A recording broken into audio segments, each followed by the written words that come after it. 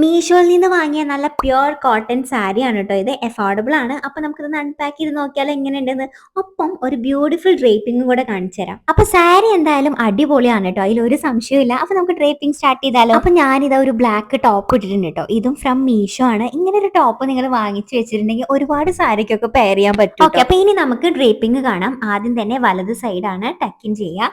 എന്നിട്ട് ഇതേപോലെ ചുറ്റുക. എന്നിട്ട് ദാ ഇവിടെ ജസ്റ്റ് ഒന്ന് കുത്തി വെക്കുക. എന്നിട്ട് ബാക്കി പോർഷൻ ഇതാ ഇങ്ങനെ എടുക്കുക. എന്നിട്ട് എത്രയാണ് നമുക്ക് പല്ലു പാട്ട് വേണ്ടെങ്കിൽ അതിനനുസരിച്ചിട്ട് നമുക്ക് ഇതാ ഇവിടെ ഇട്ട് കൊടുക്കുക കേട്ടോ. എന്നിട്ട് ഇതാ ഇതിൽ കൂടെ വന്നിട്ട് ഇതാ ഇവിടെ ഒന്ന് സേഫ്റ്റി പിൻ വെച്ചിട്ട് സെക്യൂർ ചെയ്യുക. എന്നിട്ട് വലത് സൈഡിൽ നിന്ന് ഇതേപോലെ പ്ലീറ്റ്സ് എടുക്കുക കേട്ടോ. നമുക്ക് ഇടത് സൈഡിൽ നിന്ന് വേണമെങ്കിൽ എടുക്കാം, നിങ്ങളുടെ കംഫർട്ട് ആണ് കേട്ടോ. എന്നിട്ട് ഇതാ ഇതേപോലെ ഒന്ന് കുടഞ്ഞു കൊടുക്കുക. എന്നിട്ട് ലെഫ്റ്റ് ഹാൻഡ് വെച്ചിട്ട് ഇതേപോലെ പ്ലീറ്റ്സ് ഒക്കെ ഒന്ന് കറക്റ്റ് ചെയ്യുക. നമുക്ക് വേറെ ഒരാളുടെ ആവശ്യമില്ല കേട്ടോ, നമുക്ക് തന്നെ സ്വയം നല്ല പെർഫെക്റ്റ് ആയിട്ട് പ്ലീറ്റ്സ് സെറ്റ് ആക്കാവുന്നതേ ഉള്ളൂ.